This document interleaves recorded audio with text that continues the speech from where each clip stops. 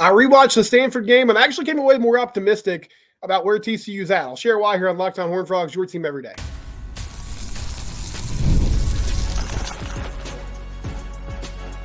You are Locked On Horned Frogs, your daily podcast on the TCU Horned Frogs. Part of the Locked On Podcast Network, your team every day. Locked On Horned Frogs, your team every day. If you're watching on YouTube, does my hair look weird? I look kind of like a intern to a state senator to me right now, which I'm not loving that. But hey, here we are. Thank you for joining the show. It's Monday, Labor Day. Happy Labor Day to you. I hope you're getting some time off with your family. If you're working, I'm sorry.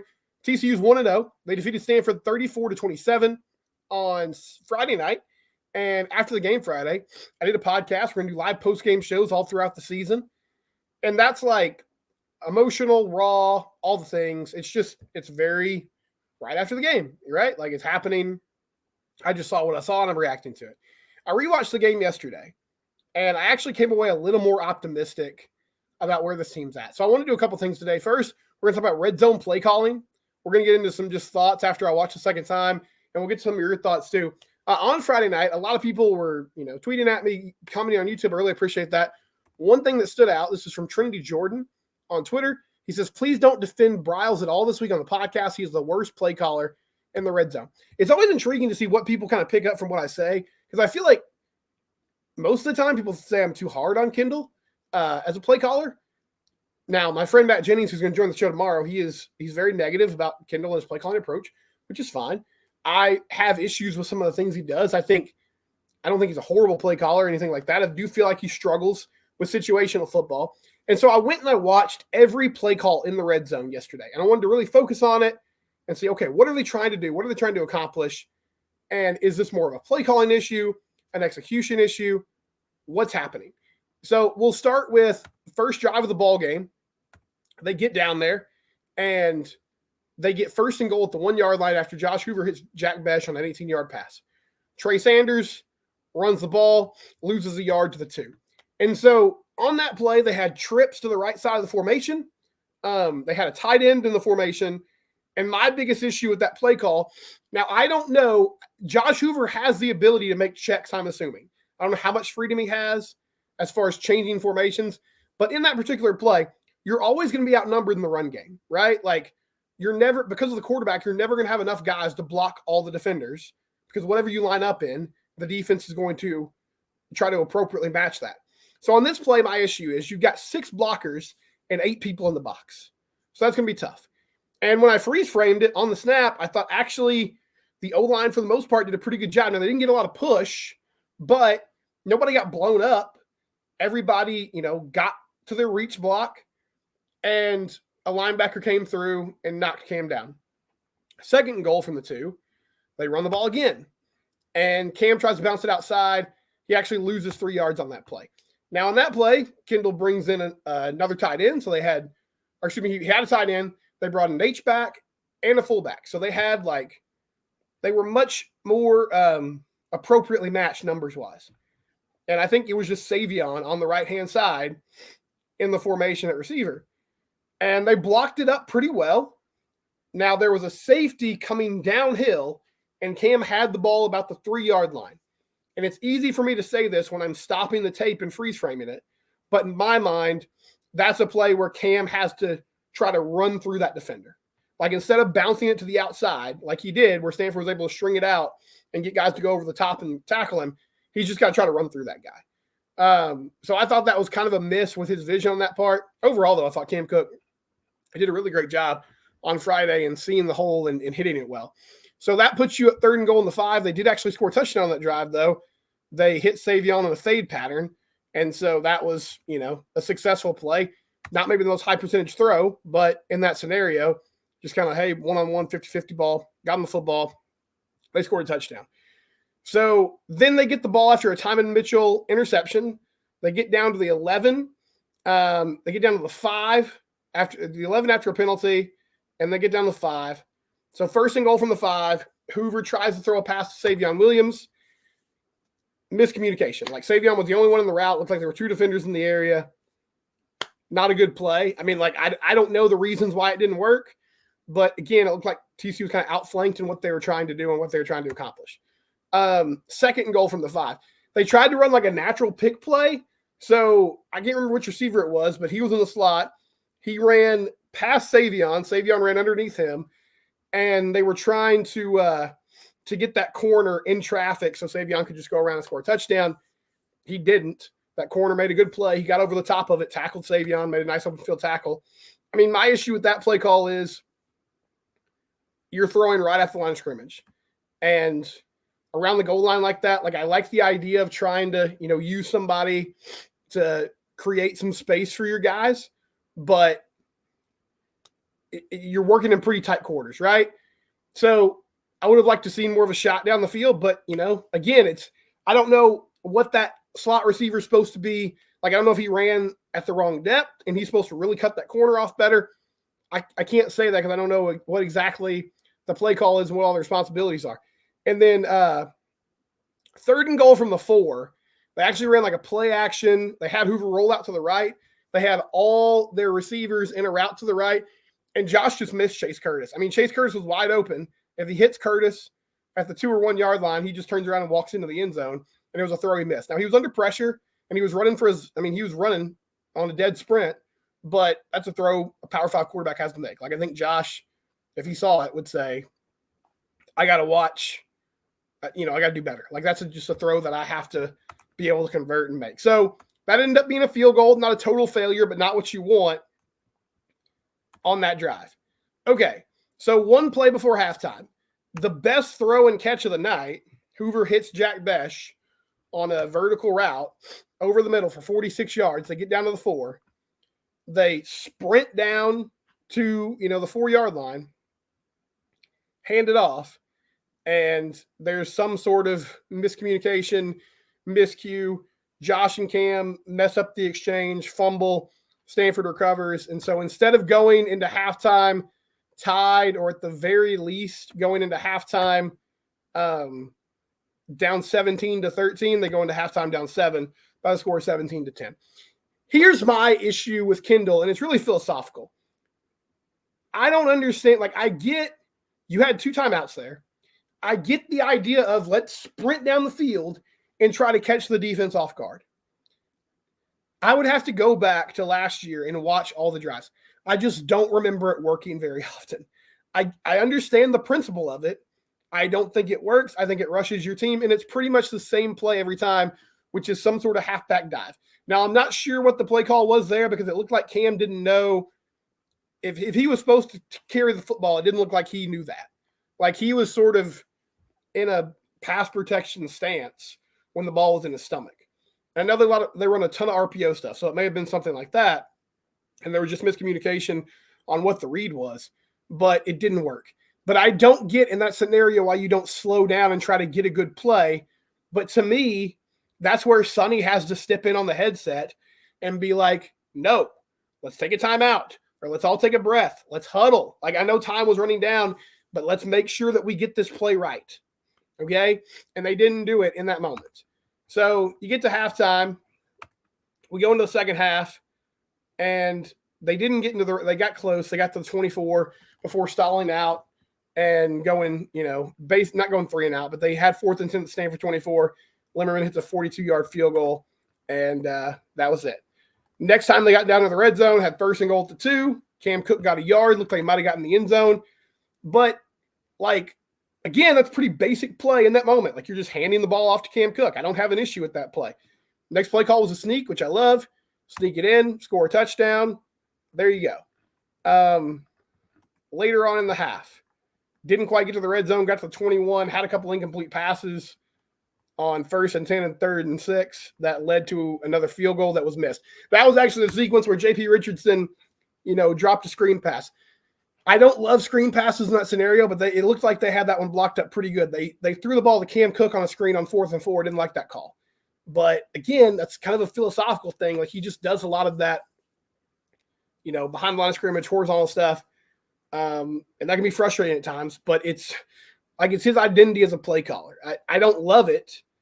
I just don't really see it changing unless Sonny's going to get involved and say, hey, we can't do that. And then the best drive of the game, 8 plays, 74 yards. They got to the red zone 3rd and 1 at the 18. Cam Cook runs 3-yard carry. Josh Hoover to Savion for 7 yards. Cam Cook again to get a first down. And then 1st and goal at the 4. They hit Jack Besh in the corner of the end zone. I'll talk about that more in segment 2. That was one of the most optimistic things of the game to me. Like, that drive was incredible. They only faced 3rd down one time. It was 3rd and 1. Josh was 6 of 6, I think. And he didn't get bailed out, but Savion and JP both had good catches on balls that weren't like exactly on them. It was really good to see them execute in a pressure situation like that. And then at the end of the game, I hated throwing the ball on 1st and goal from the 7. Didn't like that, but then they did get that touchdown from Cam, and it kind of became a moot point. Here's my overall impression. I thought I had some issues with it at times. But overall, I mean, like, there weren't a lot of play. My main complaint about Kendall last year was that I thought he got too cute in those scenarios and too creative. I don't really think he did, other than the rushing to the line right before halftime and throwing the ball on 1st and goal at the 7. Didn't like that. But again, I think that could have been an RPO, but that's got to be a situation where the coaching staff says, look, I guess they left that option open for Josh, but you say, hey, we need to run the ball here. In my mind, I'm like, run the ball 3 times. If you score, great. If you don't kick the field goal, you make it a 6-point game, and you force Stanford to go the length of the field with no timeouts and very limited time. So that's my assessment of Kendall Briles in the red zone this week, and we'll keep tabs on it as it continues to go throughout the season. When we come back, after watching this game again on Sunday, had some more thoughts about this team and where they're at. Locked On Horned Frogs, your team. We do it here every day. All right, let's talk about 5-hour energy. If you're getting to that part of the day where it's like, man, I don't know if I can keep going. I really need to get through the last, 2 or 3 hours of the workday. Why don't you order some 5-hour energy online? You've done it for years at the convenience store. Now you can do it from the convenience of your own home. 0 sugar, portable size. The things that are there to love about it. It's, perfect pick-me-up, and it's relatively natural and healthy. 5-hour energy website has flavors galore: watermelon, tropical burst, grape berry, and more. There's a flavor for everyone. Try them all. 5-hour energy is a brand hardworking people have trusted for over 20 years. You can always know where to find 5-hour energy shots right at the cash register at every convenience store, and now online as well. You can put together your own 12-pack or 24-pack. Use the promo code LOCKEDONCFB to receive 20% off your order. This offer is only valid until September 30th. On one order, it cannot be used with others. Go to 5hourenergy.com. Do it today.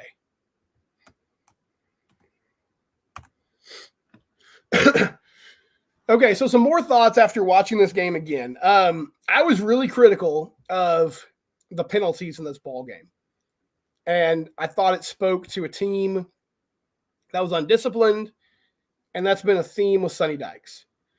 I will say, after watching it, 7 penalties for 100 yards. 6 of them were personal foul penalties. 3 of those were on the first drive. I thought 2 of those that happened after the first drive, the call on Brockermeyer was complete BS. Like, he laid on top of somebody after he had finished a block. And I guess they just said it was after the whistle had blown. But that's good offensive line play. Like, I want my offensive linemen to be like that. I want them to finish blocks and just get after it. So I was encouraged when I saw that, even though, it cost them yardage. Thankfully, they got a first down, so it didn't cost them a first down. Cam Cook had a chop block called on him, which, again, that's kind of a mental thing. That's a young guy. Like, I would expect that more from him. The Kamara personal foul, I don't know. I know some people have said, like, he was just trying to get his arm out because he had made a tackle. The receiver had his arm kind of pinned in. Maybe so. I thought he did it in a very demonstrative way that sort of opened up the opportunity for a flag. But, all that stuff is bang, bang plays. Had one holding call on a special teams play. I guess my thought on it, though, I was pleasantly surprised. No delay of games. No false starts. No offsides. Like, the defense is going to have to clean those things up, the personal fouls. The pass interference on the first 3rd down of the game was dumb. There's no reason to lay out that receiver there. I think it was JT Broughton who bumped Ashton Daniels out of bounds later on that drive. Like, you can't do that. It looked like he was going to run out of bounds. He didn't even hit him that hard. Like, he was just, just after the play was over. And then Marcel Brooks had a face mask. But, I mean, I can't really complain about what Marcel Brooks did on Friday because he was all over the place and he played great football. So I can live with some of those penalties. It wasn't focus as much as it was just like being overly aggressive, and it seemed like they reined things in after the first drive. I love the physicality of the defense, and I can live with a couple personal foul penalties if guys are flying around, and it's just a matter of, man, I'm trying to get to the ball. I'm trying to end plays. I'm coming with bad intentions. Like, all that is really encouraging from a defense perspective. So I was excited to see that. That was good. Again, the pressure is just, it's night and day difference. And I mean, you're bringing more people, but guys are also getting the quarterback. I thought Devin Deal looked fantastic. He had that great blown up play on the reverse where he just read it perfectly, stayed at home. And then as soon as he saw that receiver coming to his side, he just beelined right there on the right angle. Not a lot of missed tackles. Johnny Hodges did a nice job. I mean, they kept him out of coverage for the most part, which I think helped him play a much cleaner game. But, they had some good situational pass rushers. Cooper McDonald got to the quarterback. Marcus Deal looked really good. He had a great 2-play sequence on the first drive. One, he, gets into the offensive lineman, swims over the top of him, gets a sack, and then I think it was the next play, he just blew up the interior O-line and gets in there and makes a tackle behind the line of scrimmage. I said this Friday, but when Stanford tried to run the ball, they couldn't do it, aside from, Ashton Daniels doing things with his feet on his own. Which, that's about staying disciplined, staying in rush lanes. I think that should be something they get better at as time goes on, because they'll have a better understanding of like, okay, this is my responsibility. You got to keep contained. You got to keep the quarterback. You got to stay outside of the QB as much as possible and make sure that he's not getting around the corner and getting big yardage. But overall, really encouraged by the defense. Offensively, I'd love to see more shots down the field. I don't, I'm confused as to why Dalen Wright was banged up. So was JoJo Earl. So apparently that's why they were out. Eric McAllister, I thought, had a good camp. I figured we'd see more of him. He played 3 snaps, which is not significant at all. But, I mean, they had it working with Jack Besh. And so Jack Besh, Savion Williams, J.P. Richardson, those were the dudes. Drake Dabney had a couple catches. That was really it. I thought the O-line did better in the second half. I felt like overall they did okay. I mean, they didn't give up a ton of sacks. They struggled in the run game in the first half. But I'll say this. I was talking to a friend of mine who's a former Cowboy scout. And I was on the phone with him yesterday. We were discussing just this team and kind of where they're at. And he was like, my issue with Kendall as a coach is that I don't really understand what he's trying to do in the run game, like run schematically in the run game. He's like, I don't think he matches up numbers well. He personally doesn't really understand what they're trying to do from a blocking perspective. He says it's a lot of influence blocking. It seems like trying to get a lot of misdirection. And it's not, your traditional, like, hat on a hat, go get the guy in front of you, blow it up, reestablish line of scrimmage, that kind of thing. They kept Josh clean. Now, to be fair, so much of Friday night, and I expect this for most of the season until somebody kind of forces them out of it, but it is RPO and the ball is getting out. Like, fake to the running back, where's my read? If he's open, I'm hitting him. And so much of it's within, 5-10 yards of the line of scrimmage. Now he did have Josh had some good throws over the middle of the field where you had some run after the catch opportunities. And that last drive where he was 6 of 6, I mean, he was great. Hit J.P. Richardson, hit Jack Besh, hit J.P. Richardson, threw a ball to Savion that Savion made a nice adjustment on, threw a ball to J.P. that he snagged, got Besh in the corner of the end zone, walk it off. Like, that was a really impressive game-winning drive. And I thought overall Josh was very accurate. They didn't really ask him to do a lot in the vertical passing game. They did hit Jack on that one big throw. I would just love to see them stretch the field more. But again, I think that's a philosophical thing. And the other thing I noticed O-line-wise, Ben Taylor Whitfield rotated in and out with Bless Harris. Remington Strickland got some reps along with Colton Deary. So they're trying some different things, trying to get some guys fresh, and we'll see how that plays out throughout the season. But feel free to share your thoughts here on YouTube or on Twitter. I'm at SimcockSteven. We'll be back and wrap things up. It's Locked on Horned Frogs, your team every day.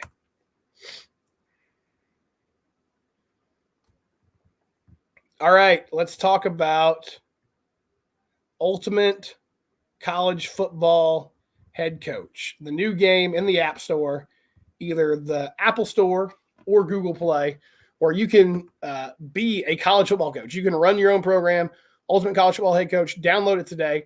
You can visit ultimate-cfb.com or look it up in the App Store. Ultimate College Football Head Coach. You can recruit, you manage facilities, you raise money, you do it all. You get to be the person that leads your college football program. Check it out. Ultimate College Football Head Coach. It's in the App Store or on Google Play. Give it a go today. All right, so before we go, by the way, TCU plays Long Island this week. It's their, one FCS game of the year. Ron Cooper, the head coach there. Long Island lost to Albany 27-21. Game where they should get healthy. Hopefully they run away with it and feel good going into that week against Central Florida. Stanford's not very good, right? And they survived a one-score game, which that's not going to get people really noticing them nationally. But you got to win these. You got to find a way. It wasn't pretty. It wasn't always good, but I don't think that's a game that they win last year. During the post-game show, some of you maybe laugh, had some thoughts. Matt Clark says, looks like I picked the wrong week to stop sniffing glue. Man, I mean, they always play. I don't know what it is. Even that year, they went undefeated a few years back up until the Big 12 title game. Just so many close games. And I guess 2014, they ran some people out of the building, but still had some close calls against Kansas, West Virginia. You just got to survive some nights. I don't know if this team's going to be great. I don't think we can make any sort of proclamations like that after week one.